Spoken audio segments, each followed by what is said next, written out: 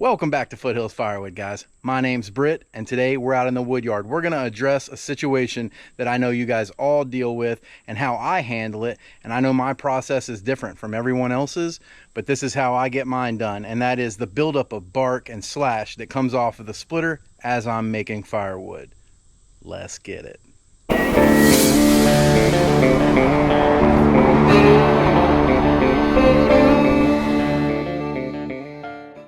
So my main two tools are going to be this pitchfork and this rake.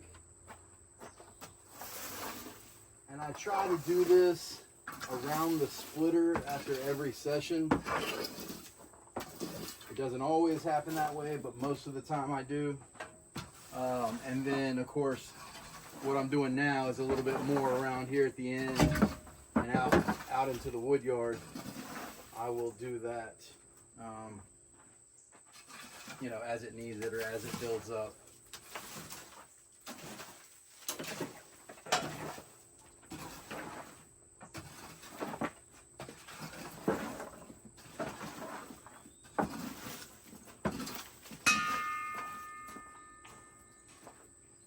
Man, it's dusty out here.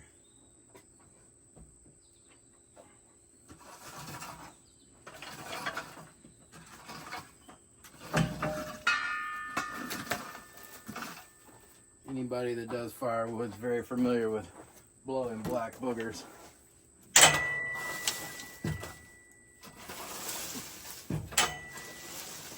Dust everywhere. When it gets this thick, it's kind of hard to rake. So basically what I do, and as you've seen here, I get these IBC totes and I cut the tops or the bottoms of them out. And it's probably about 12 to 14 inches. And I use one right here, kind of at the end of my, Wolf Ridge calls it an extension table, but I'm using it as a very rudimentary set of grizzly bars basically, and it works great, both as an extension table and as a slash fall through there at the end. And it sits pretty well all the way up under there, catches most stuff.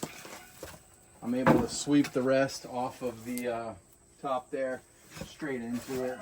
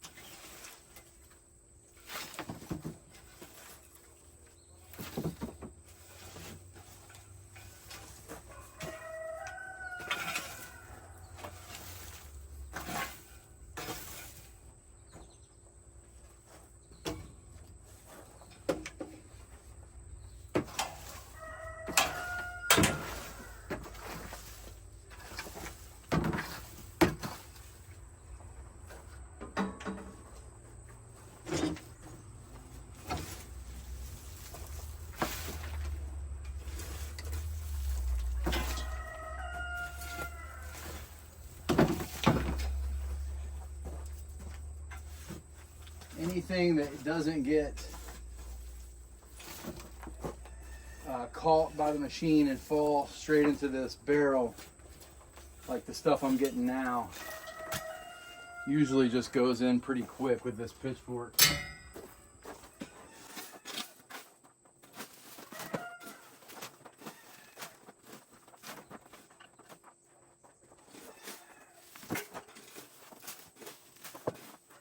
Fortunate enough to have a few acres,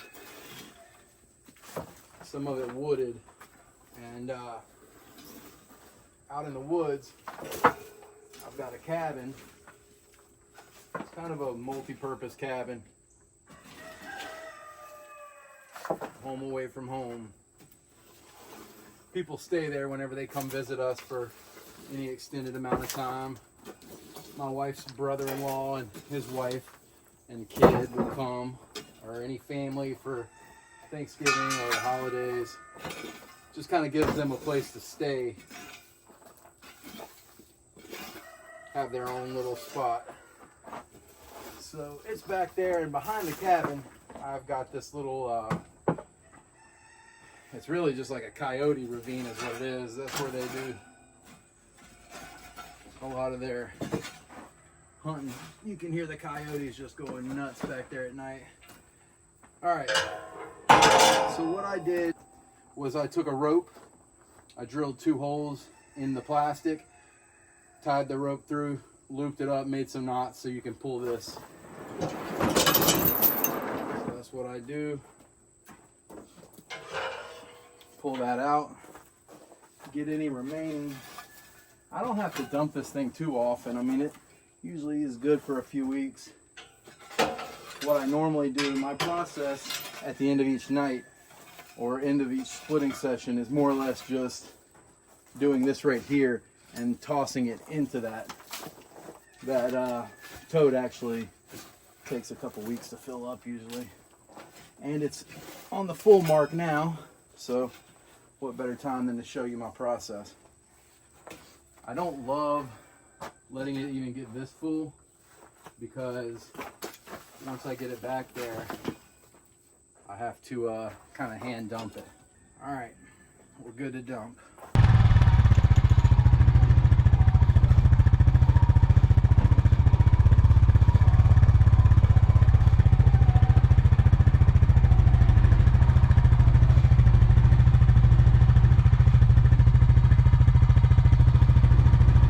So I just take this rope that I've got tied right here and I throw it over the hitch.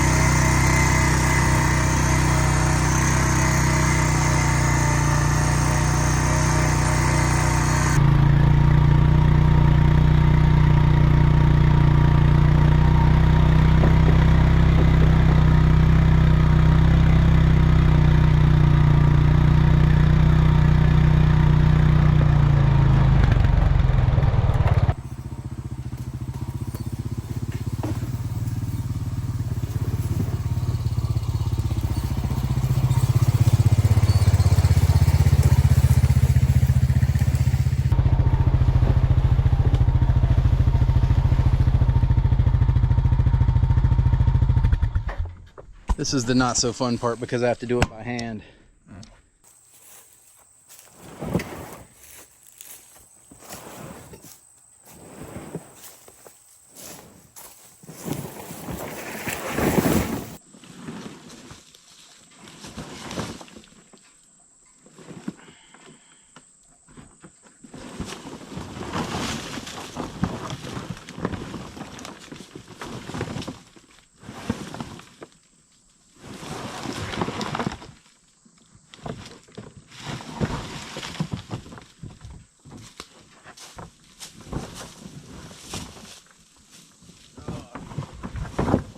Dust.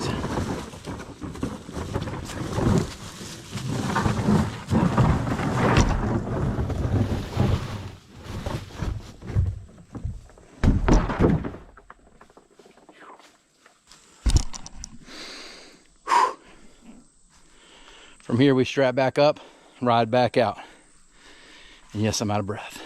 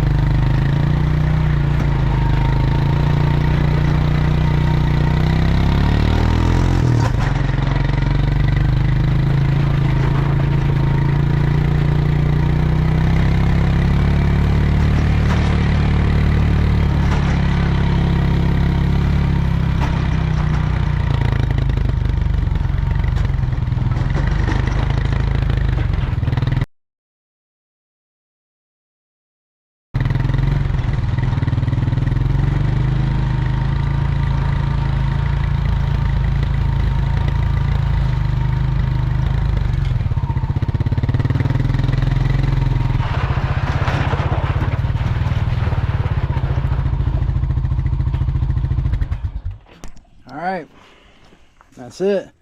Now I just gotta go pick up all the mess I dropped. We'll put it right back under the wool fridge.